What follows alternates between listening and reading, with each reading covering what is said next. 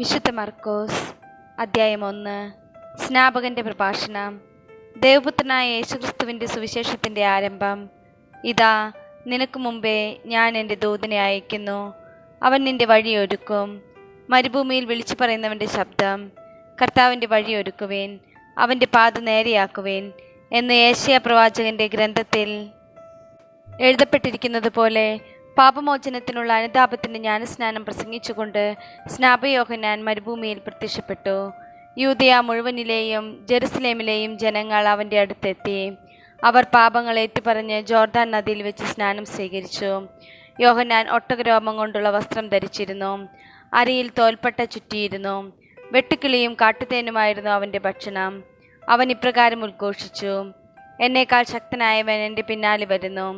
കുനിഞ്ഞ് അവൻ്റെ ചെരുപ്പിൻ്റെ വള്ളികൾ അഴിക്കാൻ പോലും ഞാൻ യോഗ്യനല്ല. ഞാൻ നിങ്ങൾക്ക് ജലം കൊണ്ടുള്ള സ്നാനം നൽകി, അവനോ പരിശുദ്ധാത്മാവിനാൽ നിങ്ങൾക്ക് സ്നാനം നൽകും. യേശുവിൻ്റെ ജ്ഞാനസ്നാനം. അന്നൊരിക്കൽ യേശു ഗലീലയിലെ നസ്രത്തിൽ നിന്ന് വന്ന് ജോർദാനിൽ വെച്ച് യോഹന്നാനിൽ നിന്ന് സ്നാനം സ്വീകരിച്ചു. വെള്ളത്തിൽ നിന്ന് കയറുമ്പോൾ പെട്ടെന്ന് ആകാശം പിളരുന്നതും ആത്മാവ് പ്രാവിൻ്റെ രൂപത്തിൽ തൻ്റെ മേൽ ഇറങ്ങി വരുന്നതും അവൻ കണ്ടു.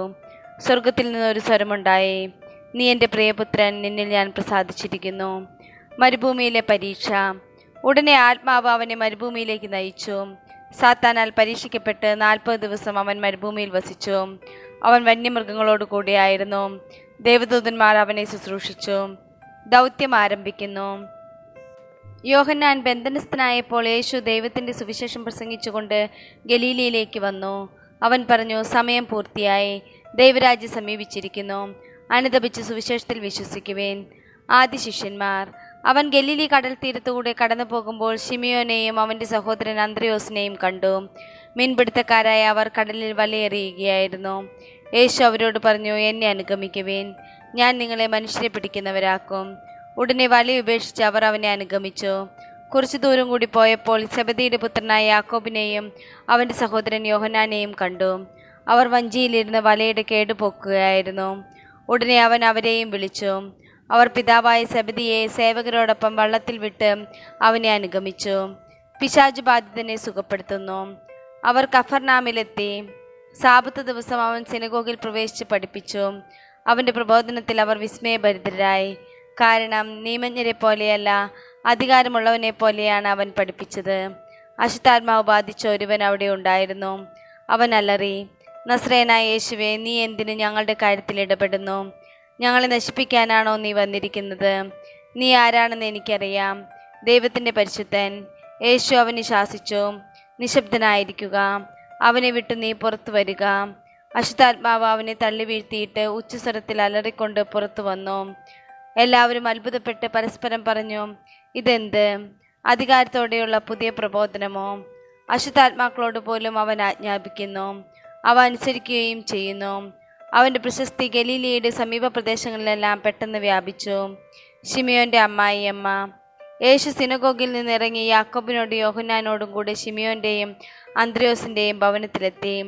ശിമിയോൻ്റെ അമ്മായിയമ്മ പനി പിടിച്ച് കിടപ്പായിരുന്നു. അവളുടെ കാര്യം അവർ അവനോട് പറഞ്ഞു. അവൻ അടുത്തു ചെന്ന് അവളെ കൈക്ക് പിടിച്ച് എഴുന്നേൽപ്പിച്ചു. പനി അവളെ വിട്ടുമാറി. അവൾ അവരെ ശുശ്രൂഷിച്ചു. അന്ന് വൈകുന്നേരം സൂര്യാസ്തമയമായപ്പോൾ രോഗികളും പിശാച് ബാധിതരുമായ എല്ലാവരെയും അവർ അവൻ്റെ അടുത്ത് കൊണ്ടുവന്നു. നഗരവാസികളെല്ലാം വാതിൽക്കൽ സമ്മേളിച്ചു. വിവിധ രോഗങ്ങൾ ബാധിച്ചിരുന്ന വളരെ പേരെ അവൻ സുഖപ്പെടുത്തി. അനേകം പിശാചുക്കളെ പുറത്താക്കി. പിശാചുക്കൾ തന്നെ അറിഞ്ഞിരുന്നതുകൊണ്ട് സംസാരിക്കാൻ അവൻ അവരെ അനുവദിച്ചില്ല. സിനഗോഗുകളിൽ പ്രസംഗിക്കുന്നു. അതിരാവിലെ അവൻ ഉണർന്ന് ഒരു വിജന സ്ഥലത്തേക്ക് പോയി. അവിടെ അവൻ പ്രാർത്ഥിച്ചു കൊണ്ടിരുന്നു. ശിമിയോനും കൂടെയുണ്ടായിരുന്നവരും അവനെ തേടി പുറപ്പെട്ടു. കണ്ടെത്തിയപ്പോൾ അവർ പറഞ്ഞു: എല്ലാവരും നിന്നെ അന്വേഷിക്കുന്നു. അവൻ പറഞ്ഞു: നമുക്ക് അടുത്ത പട്ടണങ്ങളിലേക്ക് പോകാം, അവിടെയും എനിക്ക് പ്രസംഗിക്കേണ്ടിയിരിക്കുന്നു. അതിനാണ് ഞാൻ വന്നിരിക്കുന്നത്. സിനഗോഗുകളിൽ പ്രസംഗിച്ചുകൊണ്ടും പിശാചുക്കളെ പുറത്താക്കിക്കൊണ്ടും അവൻ ഗലീലയിലുടനീളം സഞ്ചരിച്ചു. കുഷ്ഠരോഗിയെ സുഖപ്പെടുത്തുന്നു. ഒരു കുഷ്ഠരോഗി അവൻ്റെ അടുത്തെത്തി മുട്ടുകുത്തി അപേക്ഷിച്ചു: അങ്ങേക്ക് മനസ്സുണ്ടെങ്കിൽ എന്നെ ശുദ്ധനാക്കാൻ കഴിയും. അവൻ കരുണ തോന്നി കൈ നീട്ടി അവനെ സ്പർശിച്ചുകൊണ്ട് പറഞ്ഞു: എനിക്ക് മനസ്സുണ്ട്, നിനക്ക് ശുദ്ധി ഉണ്ടാകട്ടെ. തൽക്ഷണം കുഷ്ഠം മാറി അവന് ശുദ്ധി വന്നു. യേശു അവനെ കർശനമായി താക്കീത് ചെയ്ത് പറഞ്ഞയച്ചു: നീ ഇതേപ്പറ്റി ആരോടും സംസാരിക്കരുത്. എന്നാൽ പോയി പുരോഹിതന് നിന്നെ തന്നെ കാണിച്ചു കൊടുക്കുക. മോശയുടെ കൽപ്പനയനുസരിച്ച് ജനങ്ങൾക്ക് സാക്ഷ്യത്തിനായി ശുദ്ധീകരണ കാഴ്ചകൾ സമർപ്പിക്കുകയും ചെയ്യുക. എന്നാൽ അവൻ പുറത്തു ചെന്ന് വളരെ കാര്യങ്ങൾ പ്രഘോഷിക്കാനും ഇത് പ്രസിദ്ധമാക്കാനും തുടങ്ങി. തന്മൂലം പിന്നീട് പട്ടണത്തിൽ പരസ്യമായി പ്രവേശിക്കാൻ യേശുവിന് സാധിച്ചില്ല. അവൻ പുറത്ത് വിജന പ്രദേശങ്ങളിൽ തങ്ങി. ജനങ്ങളാകട്ടെ എല്ലായിടങ്ങളിൽ നിന്ന് അവൻ്റെ അടുത്ത് വന്നുകൊണ്ടിരുന്നു.